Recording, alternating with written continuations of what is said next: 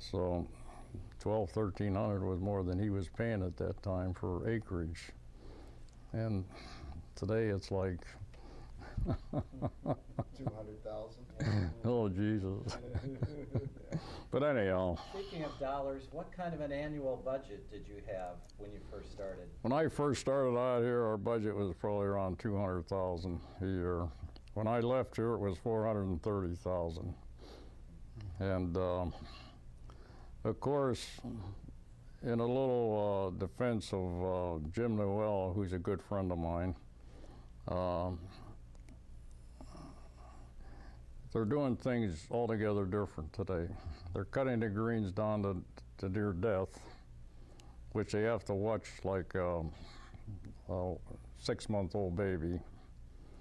They're cutting the fairways that we used to cut the tees at.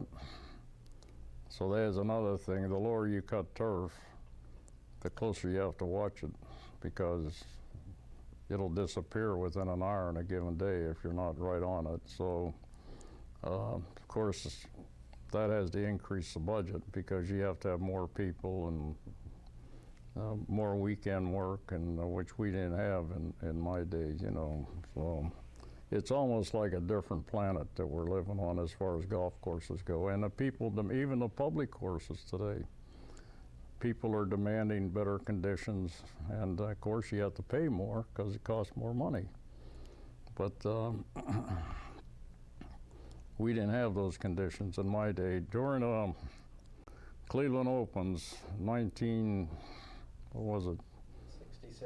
66 and 68. 66 was sort of a washout because it was in July, and everything was burnt out. You know, the rough, there wasn't any, but in 68, we got them. And Sid Corporal was the boss, and he come over to the shop, and we had left the rough grow to 5-6 inches or maybe even better. And he said, "Chuck, if you cut that rough, you're fired." And I says, "What do you mean cut the rough?" I said, "I'm having the best time of my life listening to these crybabies." And these guys first coming in, they called them the rabbits. They were boo-hooing, and they were gonna leave, and they were gonna protest. And so Arnold Palmer came, and we rode around the course with him and I and Corporal. And he says, "Boy, what a wonderful layout." The only thing he asked us to do was, we had a bunker, I don't know if it's still there, on the right side of 8. And he asked us to extend the fairway around the back of that in case somebody wanted to challenge the bunker, they would have a good shot to the green. And then he asked us to, because the rough was so high that if somebody hit a ball up against the rough, they would have a real tough. So he asked us to taper, and I took a reel mower and cocked the roller, and we tapered the edge. We didn't have no second cut. We tapered the rough right at the edge like that. So yeah, so they would have a decent shot, and that's all we did.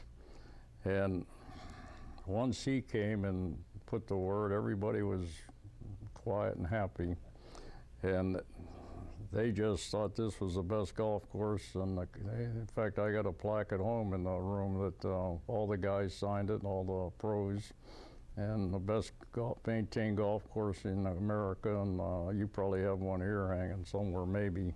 We've heard about it, but we have not found it. Well, Chop come over to the house. There was one here, but somebody got away with it. Yeah, we heard about that, But Chop, he wanted to take mine, and I said, "Chop, I'm not going to give it to you, because every time I give somebody something, I never see it again." So he took it outside, and he took pictures of it. yeah. You know about it? Well, no, but Chop gave us a shoebox full of his pictures and negatives. Well, that's, I'm gonna look for that. yeah, because it has all the pros' names, and it has the best maintained golf course in America, which was really a nice thing, you know. And they were... If for somewhere along the line, we could guarantee you, what we're going to be doing in the room, we're going to put the the 66, 68 picture where we have the scorecards, we have all that. and we have pictures of Nicklaus and Palmer on the green, and we're gonna make that, and the coats that the fellows wore during that tournament, were running it, and the volunteers. Well, that plaque, if somewhere along the line in the future you want it, I can guarantee you, and David and I. Yeah, well, I'd let you have it. We would put that with that. Sure. Because it's all together and versus fragmented. And No, he told me at the time they were gonna hang it in the halfway house. Oh, no, we put it right in the men's. Yeah, well, that was his story, you know, when he come over the house that time. Yeah. So But that was a good time. We really had a nice So the PGA pretty much let you set up the course the way you want? well, they had a guy come in. I can't think of his name, but he sort of just, because I wasn't the type of guy to listen too much. You know, I knew what I had to do, and I knew what I wanted to do, because I never could stand crybabies anyhow in this golf game, and especially the golf pros. You know, there's a bunch of damn sissies, but. I wanted to do what and Sid Corporal, he was all gung-ho for it, because we wanted a good test of golf here, you know, and that's what they got. And after they got a run, after Palmer come in and said it was, in another story, going back to architects, Dr. Tupa was the president. And he went to Florida. You know, one thing about Tupa, anywhere you went, Tupa was already there. That was although him and I always got along good, you know, but he was always on top of it. So he went to Florida, and some tournament or something, he met Ben Crenshaw. And Ben Crenshaw is supposed to be a historian on the Tillinghast golf courses. So he talked him into coming to visit us, probably for a fee. I never knew that, but I would imagine there was a fee in charge. So one Sunday, here comes Ben Crenshaw. And we met downstairs in the pub there and chatted a while. And then we went out on the golf course and rode around each hole. And everybody, oh, Ben Crenshaw, you know, oh.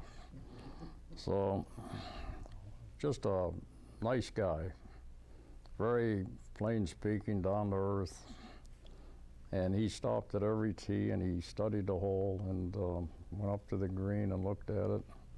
So we come back into there and had our meeting, and he said, you know, fellas, he said, you got a beautiful Tillinghast golf course here. He said, if I was you, other than maybe a little tinkering here and there, he said, I wouldn't touch it. That was his story. And off he went. Somebody had to take him back to the airport because he was between here and there somewhere. So then he sent his architect in. Bill Coors was his architect. And Coors was in here for 3 days studying the golf course. In fact, I had dinner with him every night. He stayed at the Holiday Inn down here. And he said the same thing. And this guy was sharp. I mean, he knew what he was talking about. And he says, you know what? He says, this golf course is great. He says, I don't even know why you'd want to think about doing anything to it. One thing that they were going to do was the right trap on number 12, new 12. Everybody was complaining it was too deep. And they were going to come in that fall maybe and redesign that bunker.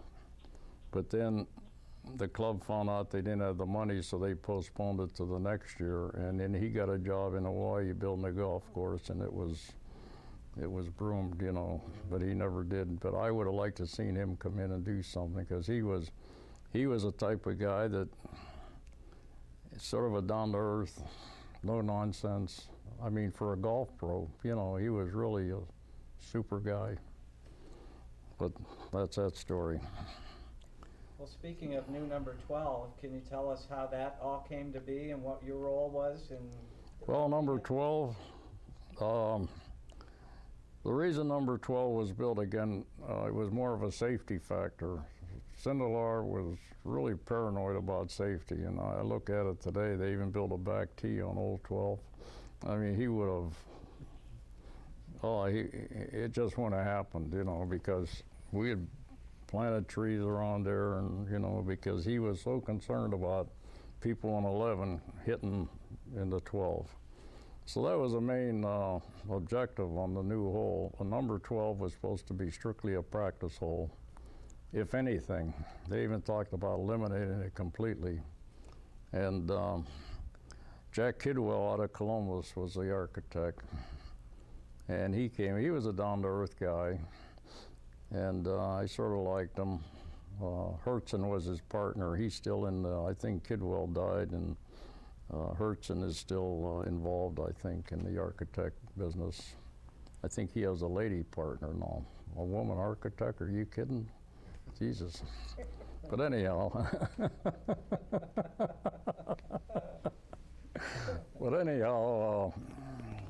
They set up the stakes, and we did the building. And Buddy Miller from Avon, who is an old farm boy, come over and dug the lake for us. We put the cement dam in and built a tee. And then there was a concern about the ladies because there was no front tee. And the ladies, we thought, so we built a front tee, which the ladies wouldn't play anyhow because they found out that they're handicapped or something. The yardage wasn't allowed. But we did as a USGA green, and never caused us any problems. I mean, as far as maintenance went. So that's all that happened. But Jack Kidwell was the architect on that green. The water that comes into that lake, that comes from the housing development? Yeah. What happened was when they were developing, in fact, I'm having lunch today with the guy that developed Savannah over there.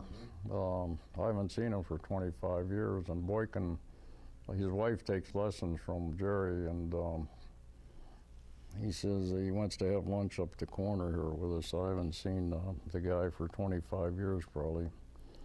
But he was going to close that creek up when he developed that and run it into the city storm, you know. Right. And we had the city stop him and left the creek remain as it was. And then when we, Don Burney, I think, was involved in that. And when we ran the pipe into the lake, we shot it down into the lake, which I was a little concerned about, but he says that'll work, the water will, which it has. And that's why you don't see the intake in that lake, because it's down in the water. It blocked up once, we had to drain the lake and clean it out, but I guess so far it's working all right. It's never been drained as far as I can. Yeah, we had to drain it one time and clean it out. But I think it's a pretty nice hole myself. It's sort of a challenging hole.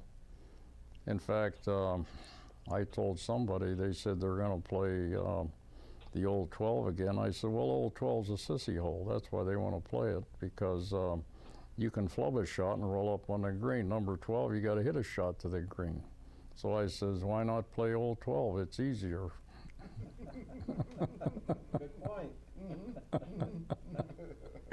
The other thing that bothers me on this golf thing, and I mentioned that when I was with Jim the other day, Snake come out and talk to me, Packle.